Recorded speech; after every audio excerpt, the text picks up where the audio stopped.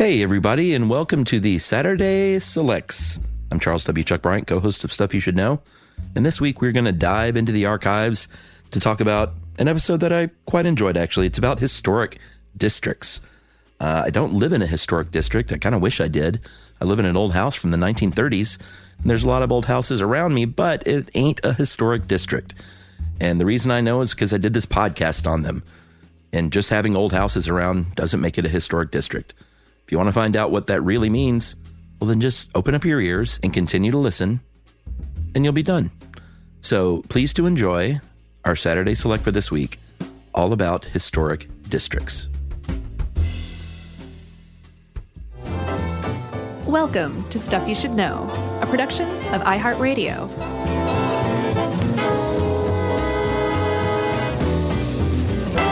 Hey, and welcome to the podcast. I'm Josh Clark. There's Charles W. Chuck Bryant. And there's Jerry over there. And that makes this Stuff You Should Know. Save the clock tower. Oh, that's good. You like that? It's good. Just popped into my head. Oh, for real? Yeah, I wasn't reading this article and doing this research thinking Back to the Future, Back to the Future. I'm surprised. It just popped into my head. I actually hadn't thought about Back to the Future at all, but that's very appropriate, Chuck. But that is not a historic district. That is just a landmark building, I think.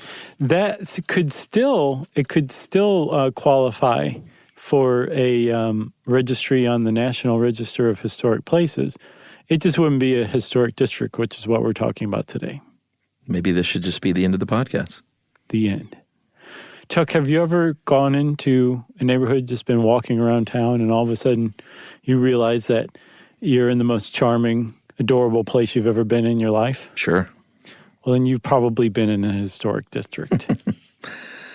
Yeah, this is pretty cool. I feel like we haven't done one like this in a while. You like this one? I was fully expecting you to say, like, God, I hate this so much. No, I love historic places. I know, but sometimes... Yeah, I don't know why I thought that, but I'm glad that it panned out. I actually selected it because I knew you were going to hate it, so, eggs on my face. I don't know, it kind of harkened back to some of our episodes we used to do, like row houses and... Shotgun houses? Yeah, that stuff. Sure. What did I say, row houses? Yeah. Shotgun houses. We did do a full episode on shotgun houses. Yeah. And their architectural importance. I thought that was a pretty good episode. Agreed. I think we released it as a selects recently, too, didn't we? I don't think I did, but that might have been one of your picks. I don't think I did. Maybe it was Jerry. Well, it's Ghost Producer. We need to let Jerry select them some from time to time. Jerry didn't have time for that stuff. That's fine. She needs nothing else on her plate besides miso. That's true. And overseeing the largest podcast program in the world. Yeah. It's pretty impressive, Jerry. Jerry said thank you. Yes, she does. She said thank you, holding miso soup in her mouth. So I think I've already kind of gotten the intro out of the way where I asked if you've been in a charming area and said you've probably been in a historic district. Well, I mean, there's a good chance that you have if you've been in the United States because there are more than 2,300 of them. Yeah, that's a lot. That's they're a lot. All over the place. And you might say, like, okay, well, that's great. This is an area that has been designated to have some sort of historic significance. Can I please go to sleep now? And we'll say, no, please don't go to sleep yet because there's a lot more to it.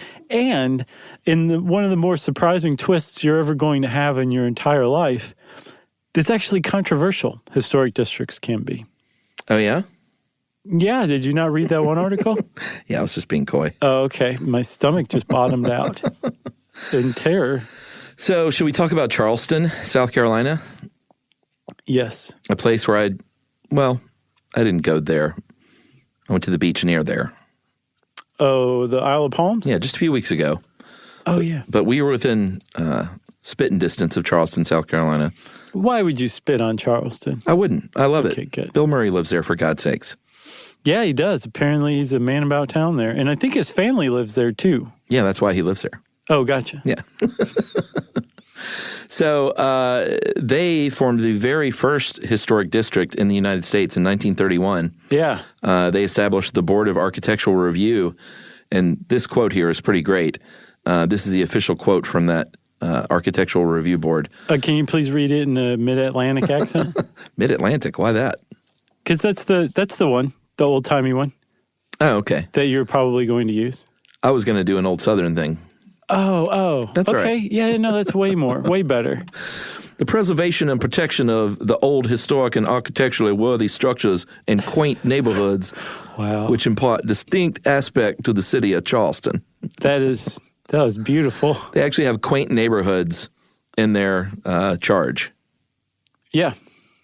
Right. So, I mean, like, from what I've read, too, Charleston, like, actually is legitimately interested in its architecture and preserving its architecture. Yeah, although, as we'll see later, there are some people that think Charleston didn't do it right.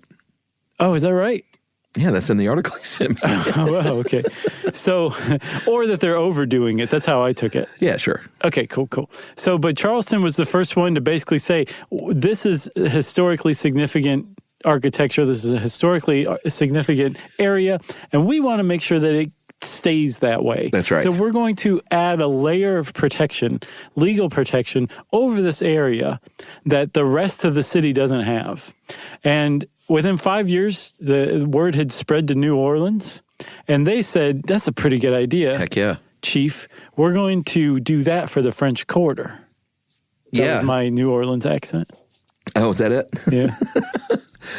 And that, what they're basically saying is that it can be either one, and it all depends on your local jurisdictions, which we'll get to. But historically or aesthetically, these buildings in this area, they're linked together.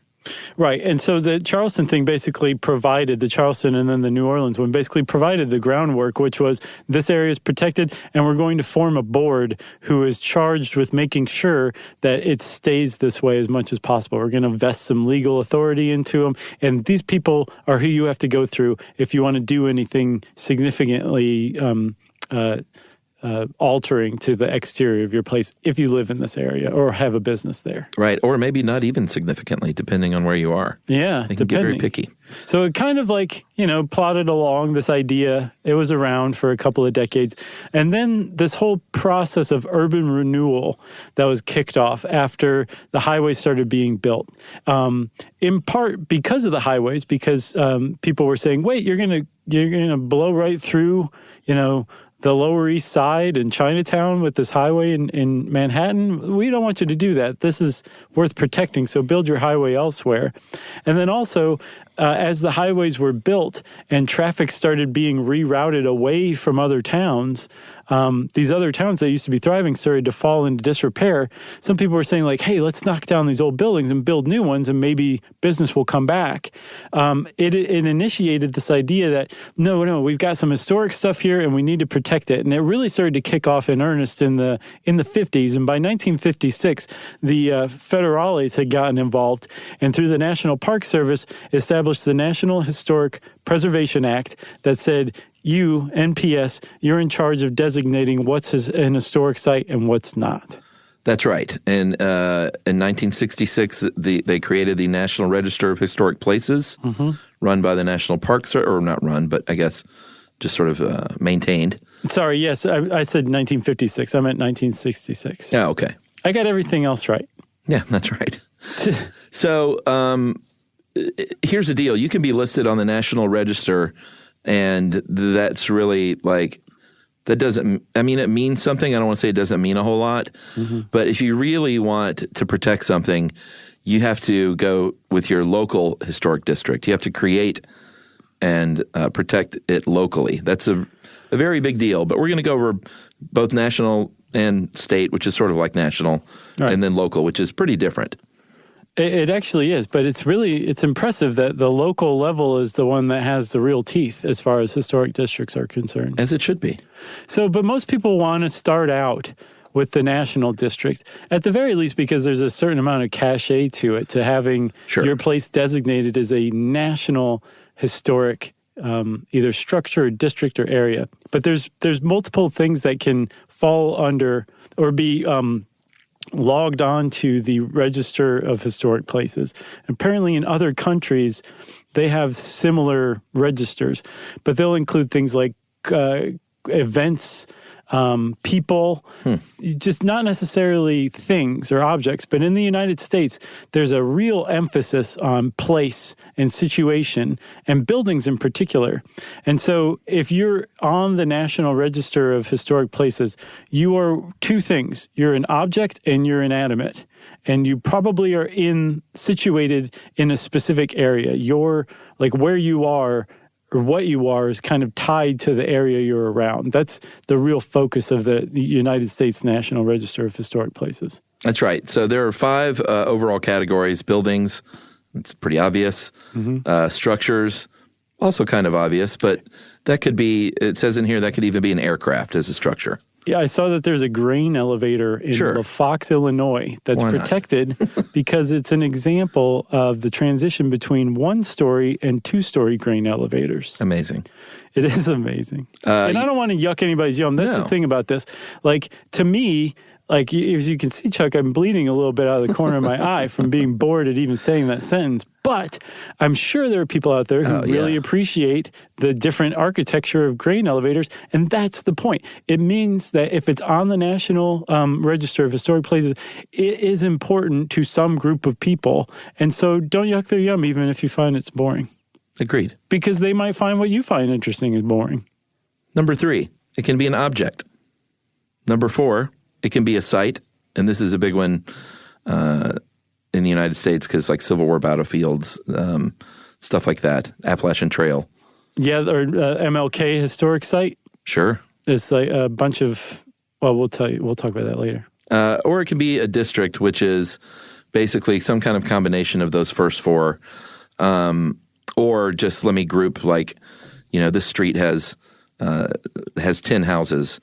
10 beautiful Victorian houses that were all built by the same architect. Right. And so this is, we're going to consider this a district.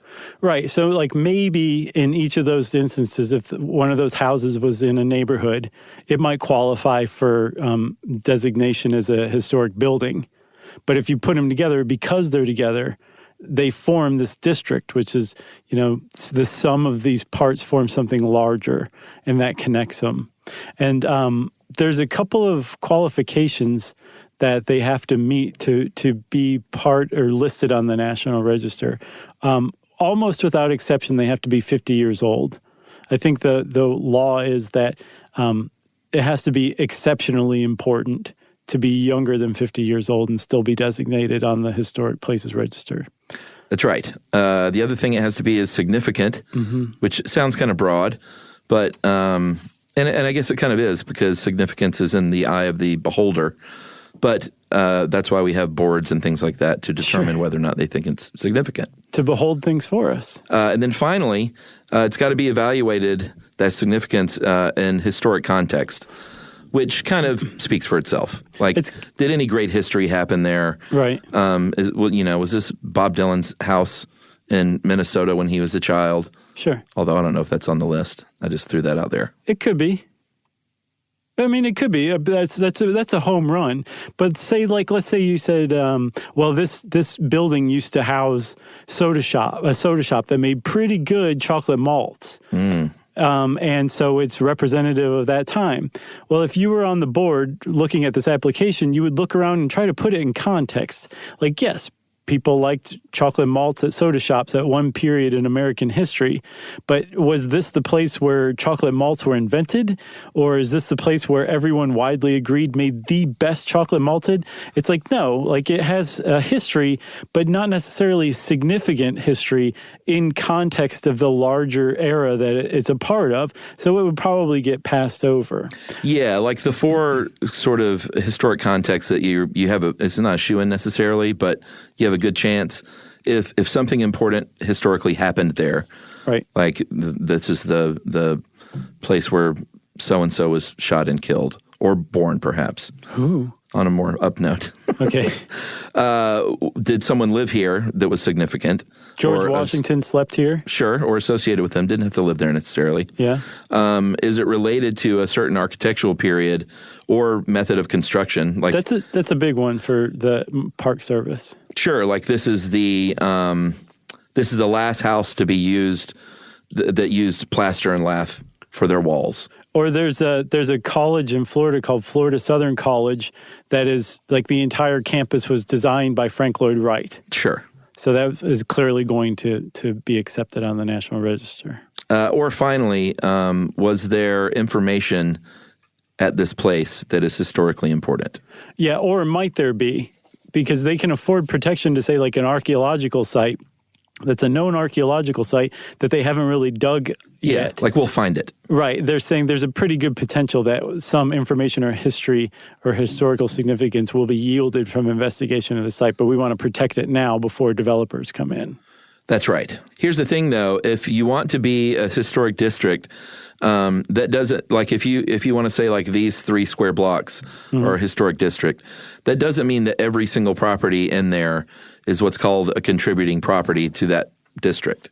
Yeah, they're non-contributing properties are allowed. Sure. Like if you have those 15 Victorian houses on a block and then there's the one, the one modern McMansion.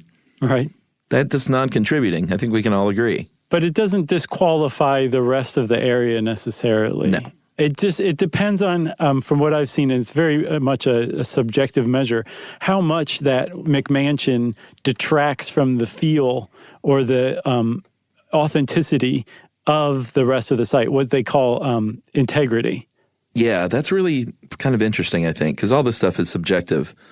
But the integrity there is how the physical characteristics of that property reflect, like on this day, reflect that significance historically. Right. So like if you have that row of Victorian homes, but every single one of them was altered in the 60s or the 70s or the 80s, and the people inside made some really weird decisions and so altered the interior, the exterior of these homes that, yes, they were all part of this Victorian era, and they were once pretty good examples of it. They aren't any longer. Yeah. Even though it qualifies for all these other things, it would not be considered a site with integrity, and it might get passed over unless everyone agreed to restore the houses back to that Victorian era. That's the saddest letter to get, I think, is I'm sorry you've been denied because your property has no integrity. Pretty much. And you, sir, do not either. That's how they finish every letter like that. Should we take a break and talk about how you might create a historic district? There is one other thing before we do, Chuck. I think it's a fine idea. I'm not shooting down your idea. But I do want to point out that areas have to be unified, not necessarily physically, visually, geographically, but somehow they have to be linked to be considered a district. That's right. All right, now you want to take a break? Yes. Okay.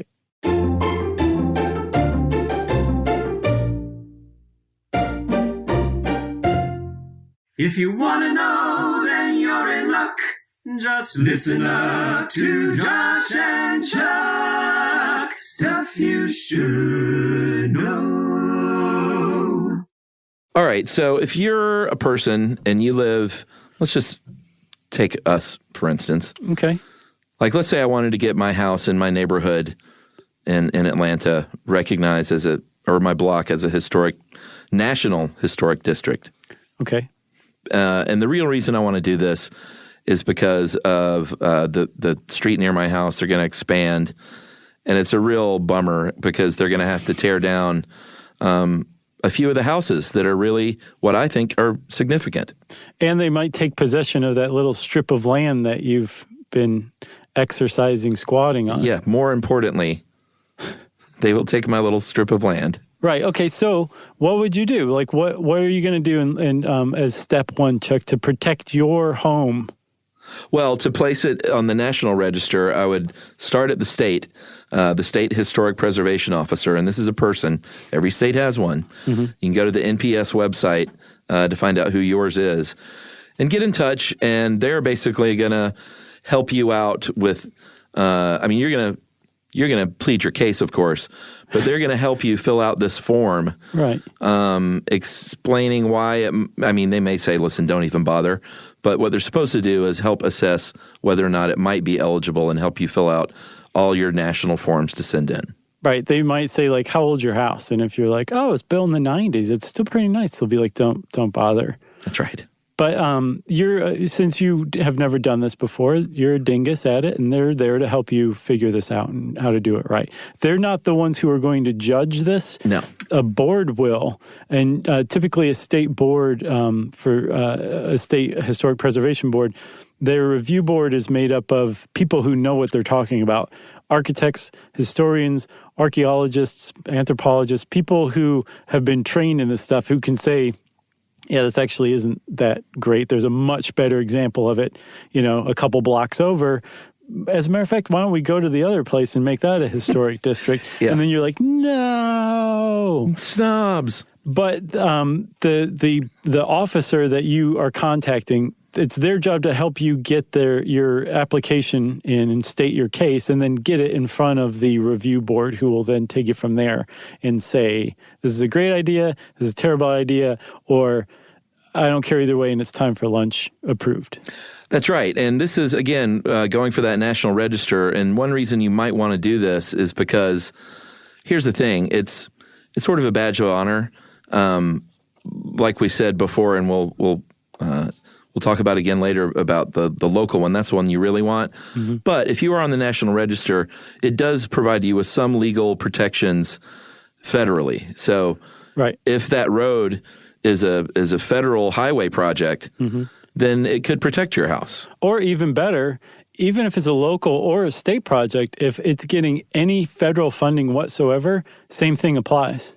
Sure. Where they have to say what's going to be the impact on any historic district of this project. And if the impact is deemed too great, the project won't go forward. So there are some protections for it, but for the most part, it's kind of symbolic, and there's a little bit of cachet, and you can put it on your Zillow page that your house is part of a national historic district. Right, but they can't say, I mean, you can live in a national historic home, mm-hmm. and you can let it fall into disrepair and right. look like garbage. Right. And they can't come in and say, whoa, you're on the National Register. You can't let your house fall into disrepair like this. Right, yeah. Clean yourself up. You got a stain on your shirt. Get a shave. What's your problem? Exactly. They don't say that. Those are individual property rights. And it's only up to local governments to infringe on individual property rights, not the state or federal government. So while the state or federal government will have laws restricting its own activities in regards to historic districts, like expanding a road or something like that. If you get on the National Register of Historic Places, your whole neighborhood gets on there. Your neighbor can do whatever they want with their house still. So if that was your whole ploy all along, Chuck, to really keep your neighbor from doing something like, say, I don't know, putting a second story on their house, you're going to find that you have been frustrated. That's right. You can go to the state. But the state is basically like federal as far as protections and stuff like that go. Right. Where the real teeth come in is with the local historic districts. Mm-hmm. And it is very different. They don't have to meet the same guidelines. A lot of times they're very similar, but they don't have to have the same exact guidelines as the national historic districts do. Right. So the first thing that you're going to need, though, is there's got to be an ordinance, a local preservation ordinance, which is basically just, hey, here are the rules on how we do this around here. Here's how we're going to identify these houses, and here's what it means if you have one. Right. So, and this is like square one stuff. Like, this is what a city has to do before it ever creates its very first historic district. If your city's already done this, then you would just basically go through the same process that you would with the National Register in applying to get a historic designation for your neighborhood in your city from your local municipality. But if they've never done it before, they've got to create new legislation for it, new laws protecting, historic areas. And then they also have to set up a preservation commission too. Basically the same thing that Charleston, South Carolina did all the way back in 1931. That's right. So you're going to go in front of the commission. They're going to hold some public hearings where people can come and argue the case for or against. Yeah, because not everybody likes this idea. No, not everyone does, as we'll see. Mm-hmm. You have to have, in fact, it's kind of hard. You have to have, the community's really got to be behind this in order for this to go through. Yeah, in most cases, from what I've seen, you need a majority of homeowners and business owners in the area to agree to this. And I think even if the opposition is particularly vocal and mad about it, they still might be able to derail a local ordinance designation. That's right. But it's all going to be considered by the commission, and they're going to make that recommendation to the officials. They're going to say, you're going to reject this? Or are you going to say it's okay? Is it all great or not? Mm-hmm. And here's the deal. If you get named a local historic district, this is when they can say, oh, no. You live in a historic home in this district. Mm-hmm. You can't let it fall out of disrepair. You can't. There was this one case, where was it, in Maryland, I think, where I guess these front porch columns were being replaced by a family, and they skimped a little because wood is expensive and used, what, they use fiberglass or something? Right. And they said, no, you can't do that because you live in the historic district and you have to use these original materials to preserve this house. Yeah, you got to use wood, like you said. I don't know, maybe they were like, we don't want to cut down a tree, or maybe they were just cheaping out. But I think they sued, I believe they sued in order to try to keep them. But that's a really typical part of any local historic district ordinance is if you're going to make any kind of repairs, especially significant repairs, any alterations to the exterior, anything like that, you need to use historically accurate materials. Well, you have to submit it for approval to a local design review board, too. Right. Sorry, I got ahead of us. So the first thing you have to do is say, I want to replace the columns in the front of my house because they're falling apart. I want to replace them. Can I please do that? Please, sir. Please let me. And the local review board or commission will analyze this and they'll say, sure, you can, but this is what they have to look like. This is the materials they have to be made out of, and this is the color that they have to be painted. And you have to follow that or else you can be fined. They can place a lien on your property, and the penalty can be pretty stiff, actually. Yeah, and here's the thing. I can at least understand this, and we'll talk later about, freedoms to do what you want with property that you own. Sure. But this I can stomach a little bit. Well, and we've talked about homeowners associations before. Mm-hmm. Those are the ones that really get me, to where it is not historically significant. It is an exurb with 700 houses in a subdivision that require you to have the same mailbox. Right. So in that sense, having a homeowners association covenant and having a historic preservation district on a local level where they both have teeth that they can actually, fine you or tell you what to do to the exterior of your house or your yard. The point is the same in this sense, in that they're trying to keep things a certain way. Right. At least, I think what you're saying is at least with the historic district, they're trying to preserve something that has been deemed historically important, whereas with the suburb, it's just they want to make sure everybody's lawn is cut. Or just looks the same, or no one paints their house pink or whatever. Sure. But they have the same aim, which is this is what we're all saying is very nice and pleasant. I just watched Pleasantville last night for the 500th time. It's such a good movie. I've only seen that once. But, oh man, it's so good. But we've all agreed that this is pleasant and this is what we want our area to look like. And then this is how it's going to stay. And you can't change it. And if you do, you have to petition. And this review board can tell you, no, you can't do that. Yeah, and of course, I know that the answer to my problem with the exurb is don't move there then. The stuff going in. Sure. Then don't buy a house in that neighborhood. And I think most people who do buy out there are pretty aware of that. And I think some of them are looking for that because it tends to protect property values. You're never going to have a neighbor who just parks like a boat with a moth-eaten cover over it in their front driveway for 5 years. That's just not going to happen out there. But at the same time, it's also eye-bleedingly boring to live out there as well. Can I also just say that I love that your Halloween October movie watching is Pleasantville? Do you know what I watched last night? What? The Texas Chainsaw Massacre. Oh, it's so good. The original? Yeah, I had never seen it. Can you believe that? No. I had never seen it. That's really surprising. What'd you think? Wow. It was disturbing. Yeah, that hammer scene that he drags out for 20 minutes of the hour and 20-minute long movie. Yeah, it was tough. And I realized that, I'm prepping for a Movie Crush slasher movie special. Oh, nice. But I never watched a lot of that stuff growing up. And I don't know if it's because I was churchy. Sure. But I just that realized was your answer right there. that I maybe so, and I don't think it was like, ooh, I thought I would be in trouble.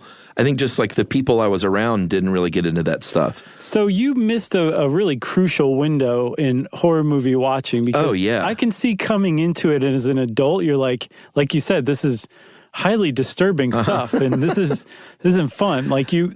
It has to kind of dovetail with that period of your life where you feel immortal. Right.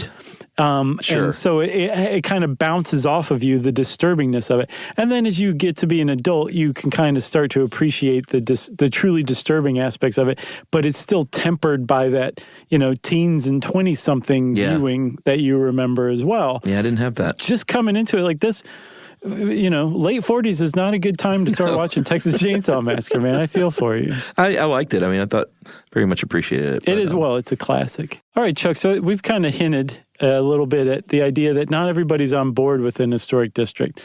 And for, getting a real designation, like a local designation where there's actual restrictions on you, the person who owns the home, can or can't do things without permission from a board of people you might not even have ever met in your life. For it to be really successful, you need the community behind that to get that designation, and everybody going in with their eyes open saying, okay, we're willing to spend the extra money on wood. We're willing to spend the extra money on, a handmade window if one breaks, because we're not allowed to replace the original single pane windows that make it 20 degrees in our house all winter long. Right. Like we're going in with our eyes wide open like that. But even if most of the community does, there's probably still going to be somebody who says, I'm a libertarian, I don't believe in this kind of stuff, and I'm really not happy about this. And that person is basically going to have an historic district shoved down their throat. Yeah. And you'll probably, not you, but if you are that person, you will be the one that's vocal if you know about the meeting and you're there and you want to make hay. But you can be overruled, and all of a sudden you are subject to those whims. Libertarians hate that. Well, there's a bunch of sides to this coin here. One is, there's a bunch of factors. One is... Well, let's talk about the pros. How about that? Yeah, I mean, one of the pros is many times it increases property values because there's a standard that has to be upheld, and your house and those around you won't be falling into disrepair. Right, and plus, if you are if your housing prices are stable and rising in relation to the rest of the town, your tax base or your taxes also tend to rise too. Right, and so these areas very quickly start to become very wealthy areas of town. So it's a way for people to basically secure their investment in their property. Yeah, and I guess we're talking about disadvantages mixed in here too, because there are some people that say, hey, in the U.S., that's can be code for keeping the wealth in the pocket of the few, because who's going to be owning these houses are people that have a lot of money.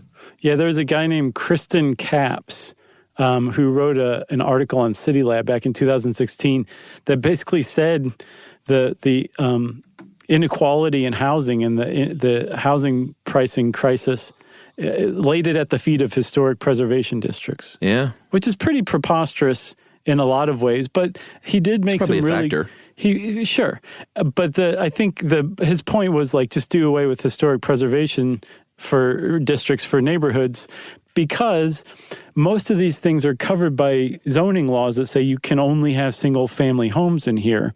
Well, only certain people can afford really expensive single-family homes. That's right. With really high taxes. And so it keeps out people who would otherwise love to enjoy this amazing neighborhood with this, these mature oak trees and beautiful sidewalks and neighbors walking around being friendly and Trader Joe's on every corner, or really good schools. That these neighborhoods shouldn't just be for extremely wealthy people. But in saying that it's only single-family housing allowed in this, no one can ever build a high-rise with a bunch of apartments that those people who might be able to afford to live in and enjoy the neighborhood. And so on the one hand, they're like, well, yeah, we don't want high rises here. It has nothing to do with the historical architecture, and it's a blight. And other people say, well, you're also just keeping poor people out too. So it's definitely a double-edged sword, because that's very much accurate, but it's certainly not the cause or even a major solution to the housing crisis either. Yeah, and there are Republicans in Michigan that are trying to do away with a lot of these, I don't know about districts, but maybe potential future designations, because their whole thing is, like, you don't want the federal government coming in here and telling you what you can do and what you can't do with your house, although it wouldn't be the federal government in that case. No, it'd be local. Be local, but these must be state reps. And local reps, but they're saying, let's do away with some of this stuff. Like, Michigan has far too many of these, and your freedoms are being squashed. Right, exactly. You want to paint your house pink? Then you should be able to. And so some preservation district commissions are a little more laid back than others. Apparently in Georgia, it's up to you to pick what color you want to paint your house. If the repairs you're doing are minor, you don't have to have a certificate of appropriateness. And then in other places, it is as staunch is kind of an understatement. Old Town Alexandria, very famous. Like, you can't do anything to the outside of your house in this Old Town district. But as a result, it's an extraordinarily charming place to be. Yeah, it's great. Tons of people who visit D.C. make the trip over to Old Town just to go shopping or to eat or to do whatever, just walk around. So that's another benefit of having an historic preservation district. It attracts business, or it attracts customers to your businesses. And very frequently, you'll find an influx of tourism dollars coming into this area too. Yeah, and we've talked about a bit before the legendary Fabulous Fox Theater here in Atlanta, our only remaining amazing, huge, old school Egyptian style theater was going to be a bank parking lot in the 1970s. Man, they were literally going to put a parking lot there. And I remember when I was a kid, they had the Save the Fox Theater campaign, and it took these celebrity benefit concerts to raise money. Ben Vereen. Did he come? I could see it.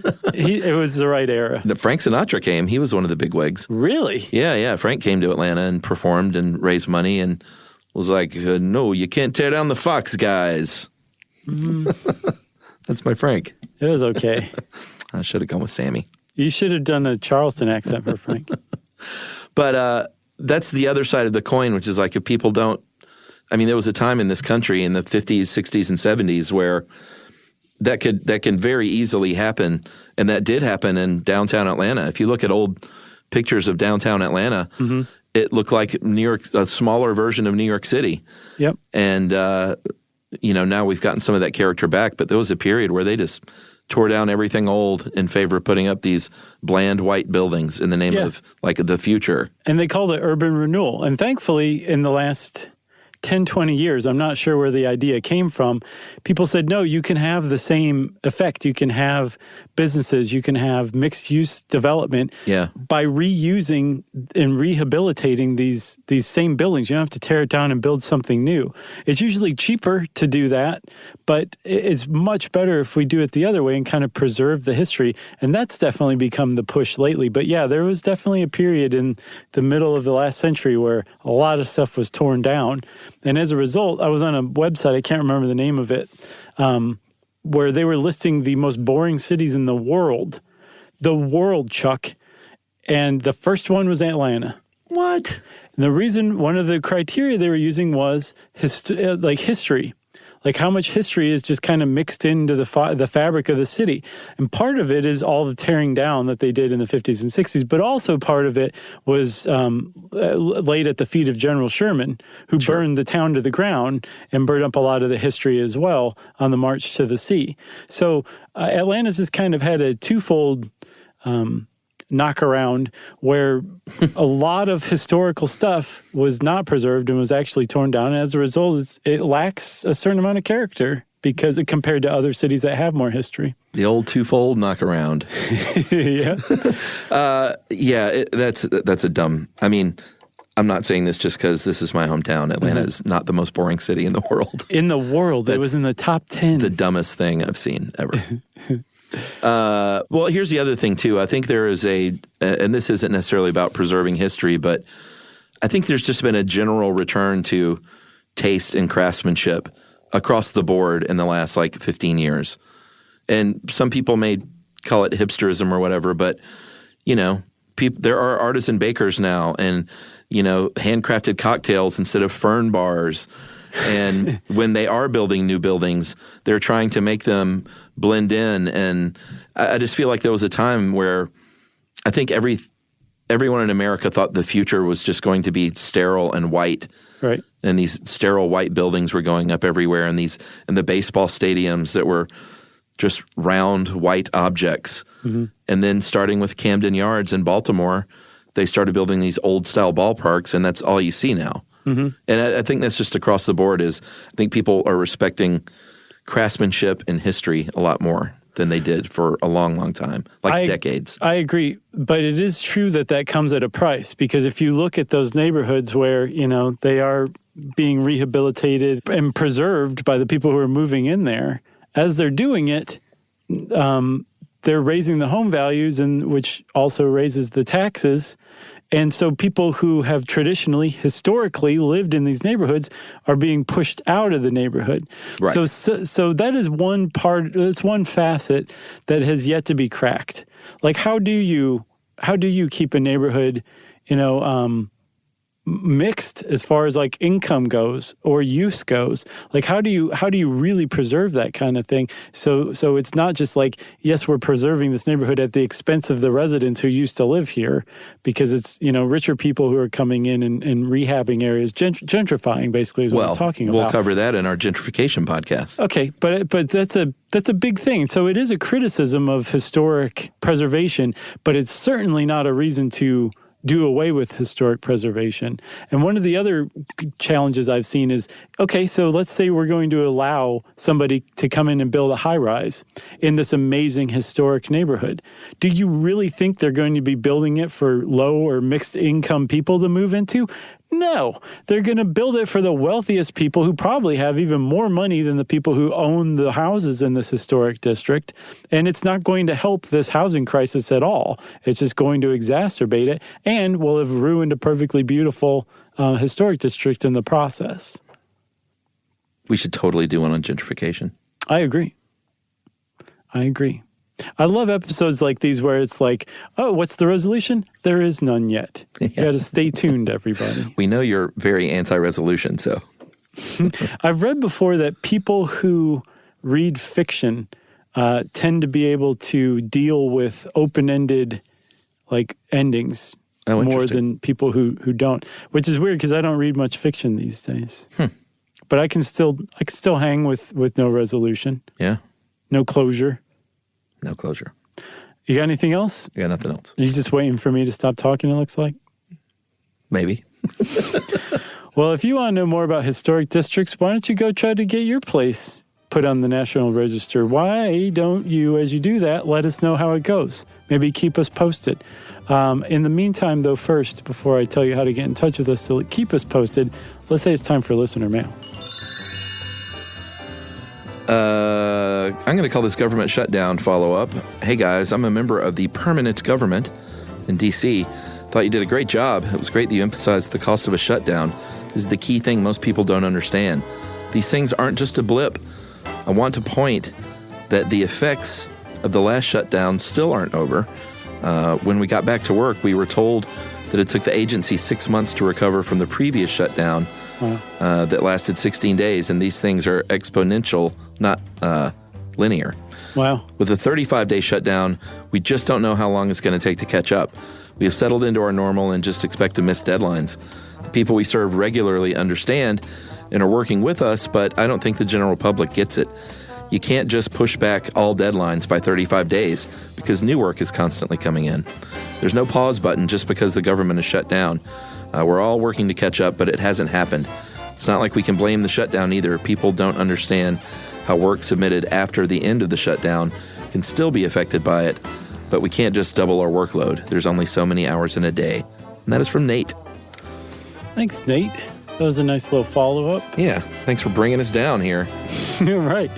We had just kind of gone out on such a mediocre level, and now it's a down level. Well, if you want to get in touch with us like Nate and bring us down, or to keep us posted on how it's going to in your quest to get your house or your neighborhood on the National Register of Historic Places, you can go on to stuffyoushouldknow.com and check out our social links there, or you can send us an email to stuffpodcast@iheartradio.com. Stuff You Should Know is a production of iHeartRadio. For more podcasts from iHeartRadio, visit the iHeartRadio app, Apple Podcasts, or wherever you listen to your favorite shows.